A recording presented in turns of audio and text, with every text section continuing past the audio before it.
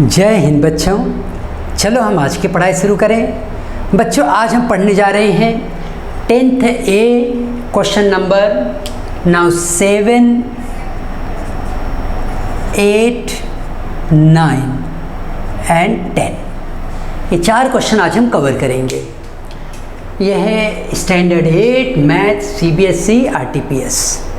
तो देखो बच्चों, यहाँ पर हमारा जो पहला क्वेश्चन है वो क्या है आज का। On a map distance in kilometre and distance in centimetre varies directly. मतलब ये होता है ना कि जैसे जब कोई मैप बनाता है, तुम अपने ज्योग्राफी में पढ़ते होगे, 2 अलग अलग सिटीज़ होती हैं, उनके बीच का जो डिस्टेंस होता है वो कई किलोमीटर में होता है। तो वो डिस्टेंस एक पेपर पे, ग्राफ पे अगर दिखाना है, मैप पे दिखाना है, तो हम एक यूनिट ले लेते हैं। हम ये कहते हैं कि चलो 1 किलोमीटर इक्वल्स टू 1 सेंटीमीटर, ऐसा एक यूनिट मान ली जाती है। फिर अगर 10 किलोमीटर का डिस्टेंस दिखाना है तो हम 10 सेंटीमीटर के डिस्टेंस से दिखाते हैं। तो यहाँ पे ये कह रहे हैं ना कि distance in kilometre and distance in centimetre varies directly. तो किलोमीटर और सेंटीमीटर, तो मैं यहाँ पर अपनी 2 क्वांटिटीज, 2 यूनिट लेता हूँ। पहला डिस्टेंस इन किलोमीटर, दूसरा लेता हूँ डिस्टेंस इन सेंटीमीटर। इसको मैं x से दिखाऊंगा, इसको मैं y से दिखाऊंगा। अब यहाँ पे मुझे क्या वैल्यूज़ दे रहे हैं वो देखो।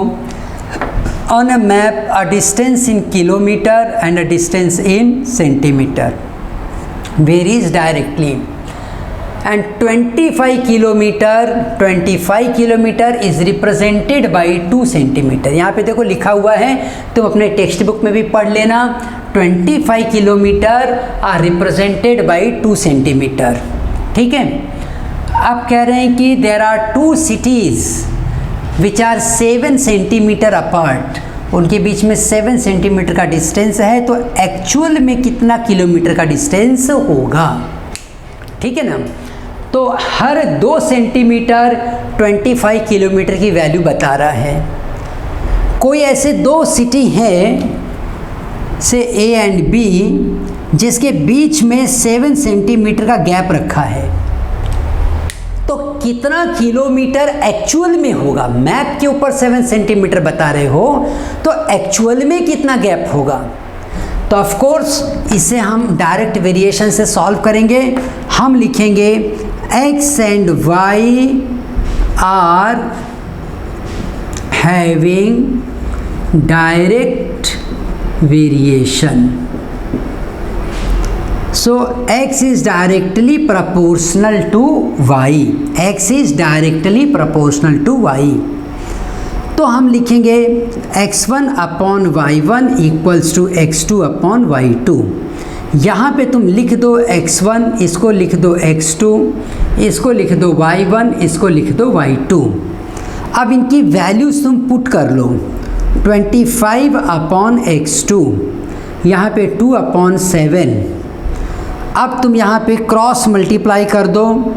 2 into x2 equals to 25 into 7, x2 equals to 25 into 7/2, x2 equals to, अभी 25 को मैं 2 से डिवाइड कर दूँ 12.5 हो जाएगा। अब 12.5 इंटू 7 करो, 12.5 इंटू 7 कर दो, 7 5 जा 35 का 3, 7 2 जा 14 एंड 3 17 का 1, 7 1 जा 7, सो 87.5 आ रहा है। ठीक, हाँ बराबर है। सो x2 वैल्यू इज 87.5 किलोमीटर। ये आ गया तुम्हारा फाइनल आंसर 87.5 किलोमीटर। ठीक, वैल्यूज पुट करके अपने मन से कैलकुलेशन करो और फिर चेक करो कि कैलकुलेशन तुम्हारा राइट आ रहा है या नहीं। अच्छा, अब हम अपने अगले क्वेश्चन की तरफ आगे बढ़ेंगे। देखें हमारा अगला क्वेश्चन क्या है।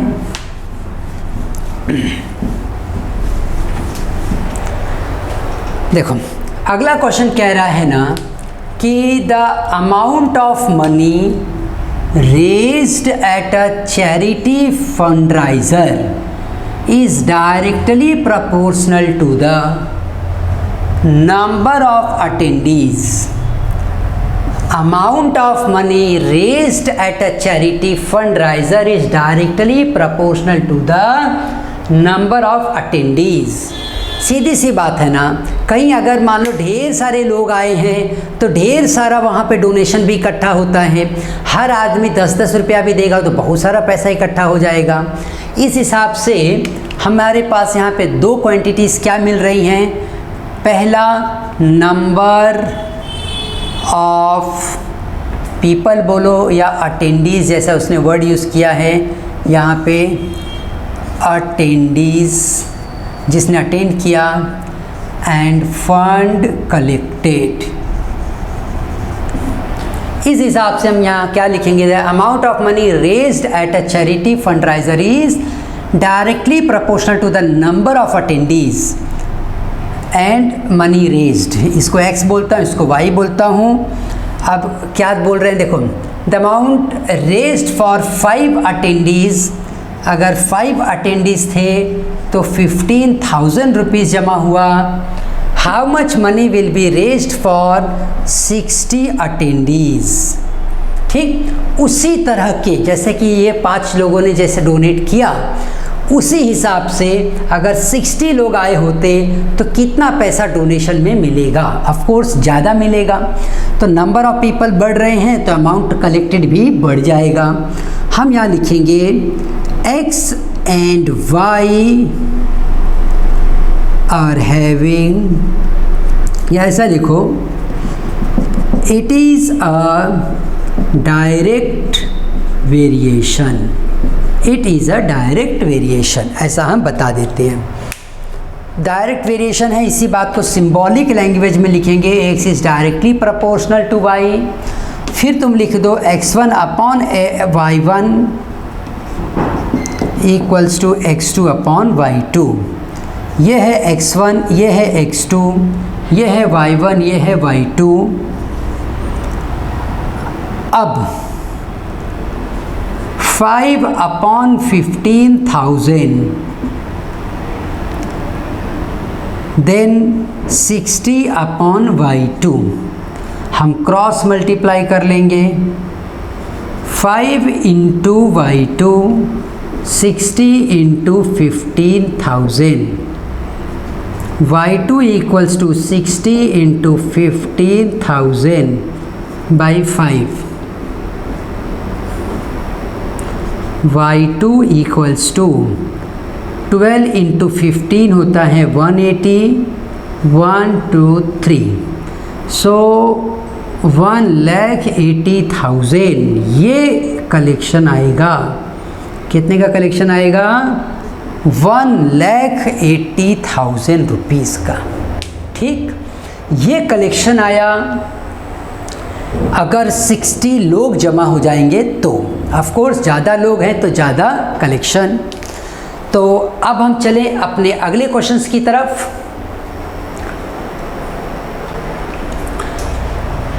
तो ये है हमारा 9th क्वेश्चन।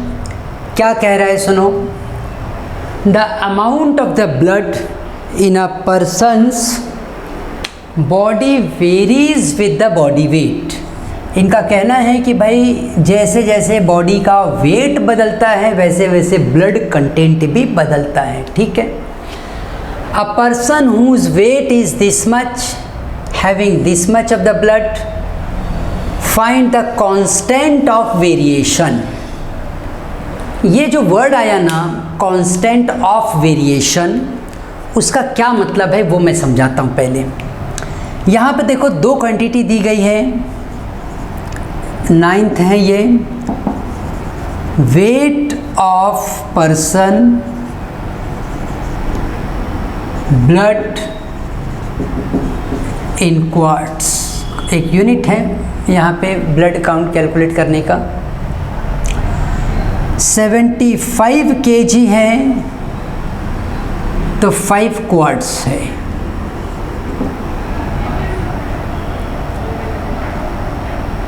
अब यहाँ पे पहला तो कांस्टेंट फाइंड करने बोला है, मैं बता रहा हूँ तुम्हें। उसके बाद बोल रहे हैं कि पर्सन विल वेट कितना रहेगा if the blood is 3 quartz. सबसे पहले की क्वेश्चन खुद कह रहा है it is a case of direct variation, तो इसमें कुछ आपको चिंता नहीं करनी है, खुद उसने बता दिया it's a case of direct variation. इसे तुम x ले लो, इसे y ले लो। x ऐसा लिखो, it is a direct variation, x is directly proportional to y। अब देखो इसको हम लिखेंगे x equals to k y. हम जैसा जानते हैं कि k क्या है, एक कांस्टेंट आता है। वो कांस्टेंट क्या होगा, जब x अपॉन वाई करोगे तो वो कांस्टेंट ही मिलेगा। तो जब मैं k की वैल्यू तो मैं क्या बता रहा हूँ, x अपॉन वाई, तो x की वैल्यू हमारे पास क्या है यहाँ पे, x की वैल्यू जैसे यहाँ पर दोनों वैल्यू पता है तो मैं इसको यूज़ करता हूँ। x अगर मैं 75 ले लूँ, y की वैल्यू 5 ले लूँ, कट कर लूँ, 5 × 5, 5 × 5 = 25, k इक्वल्स टू 15 kg पर क्वार्ट्स।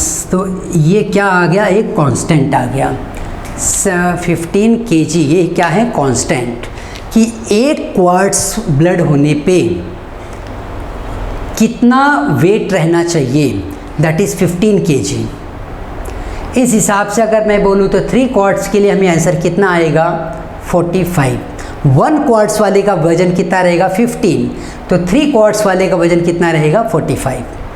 तो ये कांस्टेंट ऑफ प्रोपोर्शनैलिटी होता है। क्या कहते हैं इसको, constant of proportionality,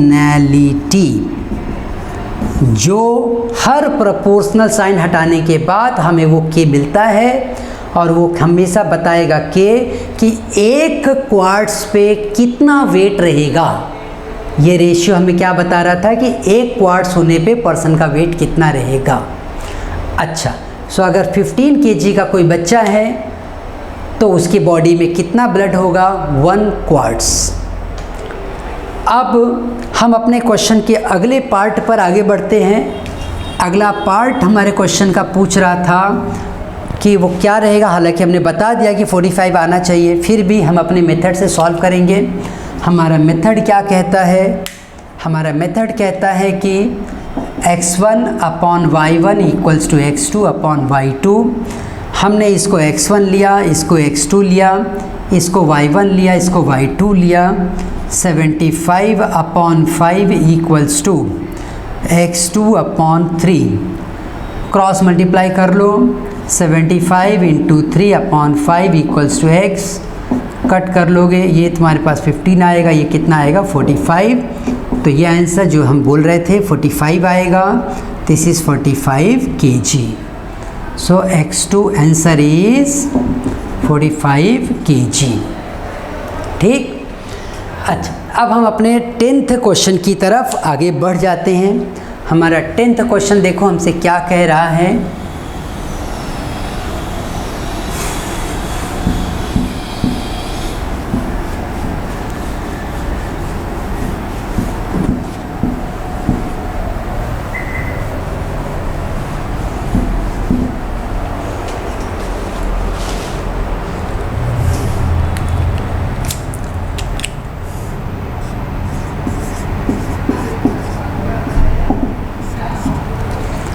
the height of a wide screen television.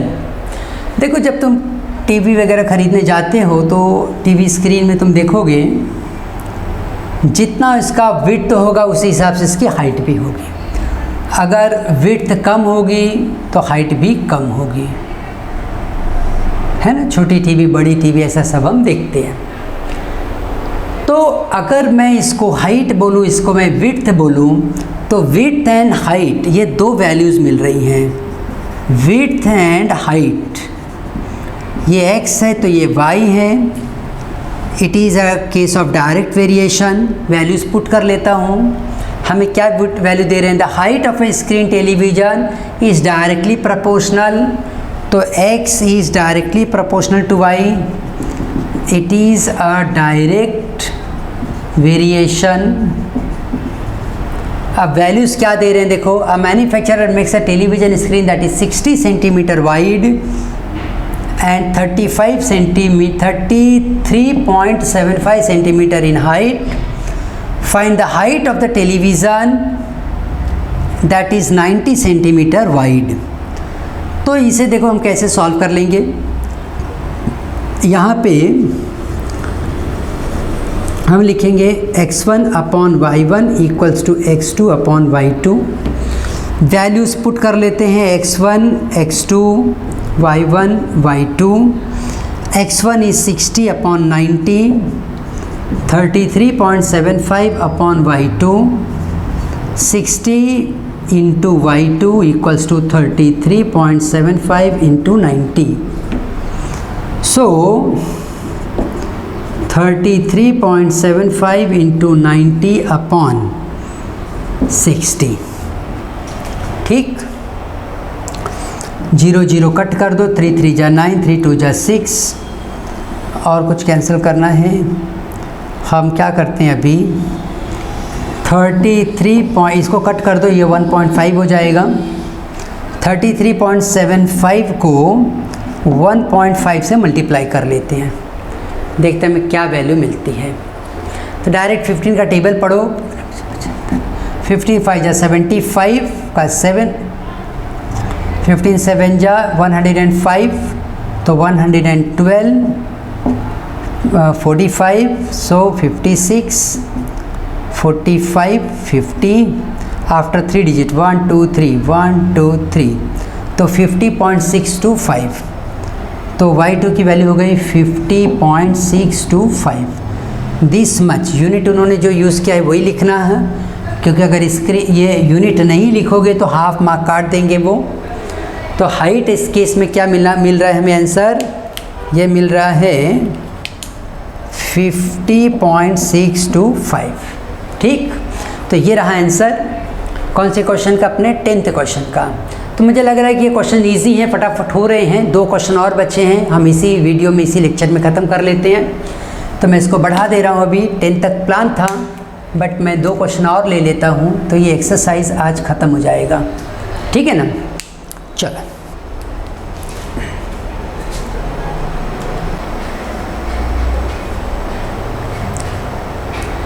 तो ये हमारा 11th क्वेश्चन. देखो क्या कह रहा है क्वेश्चन हमसे. ये क्वेश्चन कह रहा है many health authorities recommend that a healthy diet contains no more than 30% of calories from the fat. If Jasmine consumes this much calories each day, what is the maximum number of calories she should consume from the fat. ठीक है, ये question देखो एक example है. कह रहा है तुमसे कि हेल्दी डाइट एंड यहाँ पे कैलोरीज की बात हो रही है, वो भी फैट से. तो देखो जो भी तुम खाना खाते हो ना उससे तुम्हें कैलोरी मिलती है, एनर्जी मिलती है. जब तुम ज़्यादा ऑयली फूड खाओगे तो उससे भी कैलोरी मिल रही है, एनर्जी मिल रही है. लेकिन वो कैलोरी अगर तुम बर्न नहीं करते हो, यूज़ नहीं करते हो तो तुम्हारी बॉडी में फैट बनता है और अलग अलग इश्यूज़ क्रिएट होते हैं. तो इसलिए कहा गया है कि एक बैलेंस्ड डाइट में ज़्यादा ऑयली चीज़ें नहीं होनी चाहिए, रेगुलर बेसिस पे नहीं होनी चाहिए. तो यहाँ पे ये बता रहे हैं 30% का रिकमेंडेशन है. मतलब 100 कैलोरी अगर तुमने जो भी खाना खाया है, अगर उसके टोटल कैलोरी 100 है तो उसमें फैट का कंट्रीब्यूशन 30 से ज़्यादा नहीं होना चाहिए, 30% होना चाहिए. अब ये देखो इसमें बता दिया गया, परसेंटेज में ये सारी बातें क्लियर हो गई. खाली एक पॉइंट 30% बोला, मतलब 100 कैलोरी फूड है तो 30 ही उसमें फैट होना चाहिए. आगे और अगर 1500 कैलोरी की तुम्हारी रिक्वायरमेंट है तो फिर फैट का रिक्वायरमेंट यहाँ पर कितना रहेगा, फैट कितना होना चाहिए 30% रूल के हिसाब से. तो हम अपने इसी वेरिएशन से चलेंगे, एक्स एंड वाई। ज़्यादा कैलोरी की ज़रूरत है तो ऑफकोर्स आपके पास फैट कंटेंट तो बढ़ेगा, और कम कैलोरी की ज़रूरत है, जैसे कोई ज़्यादा फिजिकल एक्टिविटी नहीं कर रहा है, वो कम कैलोरी की रिक्वायरमेंट है उसको, तो उसका फैट कंजम्पशन भी कम है। अब यहाँ पे हम लिखते हैं it direct variation x is directly proportional to y। उसके बाद हम लिख लेते हैं यहाँ पे x1 x2, इसको लिखेंगे y1 y2। अब तुम यहाँ पे लिख दो x1 upon y1 equals to x2 upon y2। तो x1 कितना है 100, y1 कितना है 30, x2 कितना है 1500, y2 कितना है y2 ही है। सो क्रॉस मल्टीप्लाई कर लो, 100 into y2 equals to 1500 into 30, y2 equals to 1500 into 30 upon 100, cut कर लिया, y2 इक्वल्स टू 15 3 जा 45 और ये 0, तो ये हो गया 450। इतना ही कैलोरी कहाँ से आनी चाहिए, फैट से। ठीक, तो ये तुम्हारे आंसर रहा 11th क्वेश्चन का। चलो अब हम अपने 12th क्वेश्चन की तरफ आगे बढ़ें। देखिए हमारा 12th क्वेश्चन क्या कह रहा है।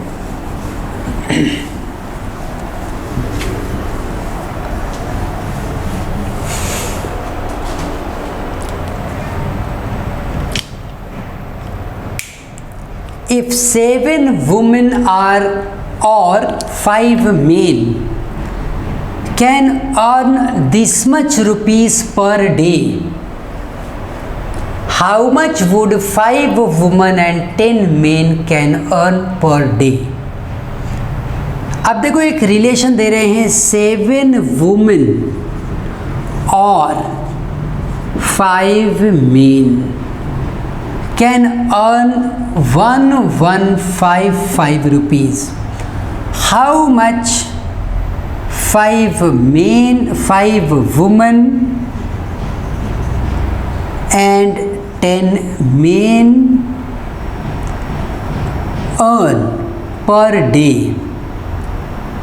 इनका पर डे का अर्निंग कितना रहेगा? यहाँ पर इनका पर डे अर्निंग था, पर डे, यहाँ पे क्वेश्चन मार्क है। अब खाली एक पॉइंट यहाँ पर आ रहा है ना कि यहाँ पे जो वेरिएशन कर रहे हैं 5 वुमन 10 मेन, इससे ज़रा हम एक लेवल पर लेकर आते हैं। उनका कहना है कि 7 वुमन बोलो या फिर 5 मेन बोलो, उनका अर्निंग सेम आ रहा है, उतना ही आ रहा है, इक्वल है। तो इसका मतलब ये हुआ कि हम ये कह सकते हैं कि 7 women equals to 5 men. 7 women जो हैं वो फिज़िकल वर्क में, ये सारी बातें किसके लिए एप्लीकेबल है? खाली फिज़िकल वर्क के लिए। इंटेलेक्चुअल वर्क में ऐसा कोई डिफरेंस नहीं होता है। हम कई जगहों पर देखते हैं girls they are in fact doing much better and very good work they are doing. बहुत स्मार्ट होती हैं बच्चियाँ, बहुत इंटेलिजेंट होती हैं, बहुत अच्छे ढंग से दिमागी तौर से वो चीज़ें काम करती हैं, चीज़ों को मैनेज करती हैं। ऑफ कोर्स फिज़िकल वर्क में नेचर वाइज उनकी रिस्पॉन्सिबिलिटीज़ के हिसाब से उन्हें नेचर ने अपना एक अलग स्वरूप दिया है। तो हार्ड फिज़िकल वर्क जो करना है तो वो मेन ज़्यादा करते हैं, और ये उसी फिज़िकल वर्क की बात हो रही है। 7 वुमेन जो काम करेंगे वो 5 मेन करेंगे। तो हम यहाँ पे 7 वुमेन इक्वल्स टू 5 मेन बोल रहे हैं, and their earning is 1155। 5 women के लिए अर्निंग कितनी रहेगी एंड 10 मेन। अब मैं यहाँ पे देखो एक रिलेशन बना रहा हूँ कि 5 men equals to 7 women. So 1 men equals to 7/5 women. Yes, तो 10 मेन इक्वल्स टू 7/5 इंटू 10, 5 2 जा 10, it is equals to 14 women. ये रफ कैलकुलेशन देखो मैंने किया। इससे देखो मुझे क्या बेनिफिट होगा। जब मैं अपना इक्वेशन लिखने चलूँगा, मैं फिर से लिख रहा हूँ अपना इक्वेशन। यहाँ पे अब मैं सिर्फ और सिर्फ वुमेन की बात करूँगा, यहाँ पर मैं अर्निंग की बात करूँगा। कह रहे हैं 7 वुमेन और 5 मेन, तो मेन की बात अभी इस वक्त मत करो, खाली वुमेन की बात करो। 7 women can work to earn 1155 per day. फिर वो कह रहे हैं कि 5 वुमेन एंड 10 मेन, तो मैं यहाँ पे लिख देता हूँ 5 women plus 10 men equals to 5 women plus 14 women which comes out to be 19 women. ये रफ फर्क तुम्हें वहाँ दिखाना है, दिखाने के बाद तब ये इक्वेशन लिखना। वुमेन लिखे, अर्निंग लिखे। अब अगली केस में बोल रहे हैं कि कोई एक काम था, जो काम करते वक्त वहाँ पर हम देखते कई जगहों पर कंस्ट्रक्शन वर्क है, वहाँ पर मेहनत से ईमानदारी से कमा के खाने वाले, सम्मान और स्वाभिमान से कमा कर खाने वाले ऐसी माताएं बहनें होती हैं, वो भी मेहनत मजदूरी करती हैं। 5 वुमेन थी वहाँ पे काम करने के लिए और 10 मेन थे। तो मेन और वुमेन अलग अलग होने की वजह से हम कैलकुलेशन करने में हमें तकलीफ़ हो रही थी, तो हमने इस इंफॉर्मेशन को यूज़ किया। 7 वुमेन और 5 men, they are equal because their earning was equal. फिर हमने 5 मेन एंड 7 वुमेन ये करते चले गए और 10 मेन इक्वल्स टू 14 वुमेन, ये हमने समझ लिया। और जब 10 मेन का मतलब हो गया 14 वुमेन, तो इस टोटल का मतलब है 19 वुमेन। तो वो हमने लिखा यहाँ पे कि वुमेन कितनी थी, पहले 7 वुमेन थी 1155, जब 19 वुमेन होंगी तो कितनी अर्निंग आएगी। 19 वुमेन होंगी तो कितनी अर्निंग आएगी, ये क्वेश्चन। अब इस क्वेश्चन को देखो हमने ऐसे सॉल्व करना है। इतनी सारी बातें लिखने के बाद तब तुम ये बनाना। अभी मैं इसको मिटा रहा हूँ क्योंकि मुझे स्पेस चाहिए यहाँ पे इस कैलकुलेशन के लिए। अब वुमेन को अगर मैं x रिप्रेजेंट करूँ और यहाँ पे y रिप्रेजेंट करूँ, तो x is directly proportional to y। सीधी बात है ना, ज़्यादा लोग रहेंगे तो ज़्यादा काम होगा, ज़्यादा अर्निंग होगी। तो लिख देते हैं कि it is a direct variation. और अगर ये एक डायरेक्ट वेरिएशन है तो x1 by y1 equals to x2 by y2। इनकी वैल्यूज़ हम पुट कर लेते हैं। इसको x1 ऐसा तुम लिख देना, ये x2 हो गया, ये y1 है, ये y2 हो गया।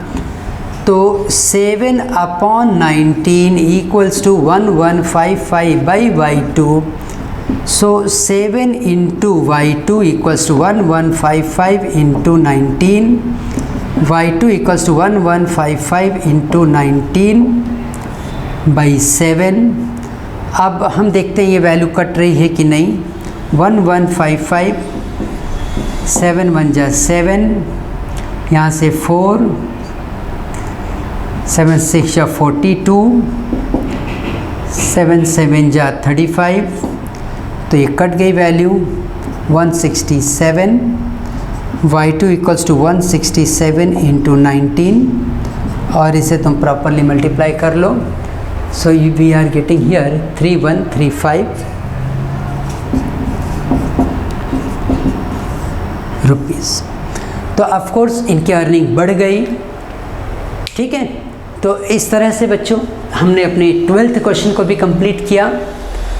फिर मिलेंगे हम अपने अगले वीडियो में। तब तक खूब जम के पढ़ाई करो।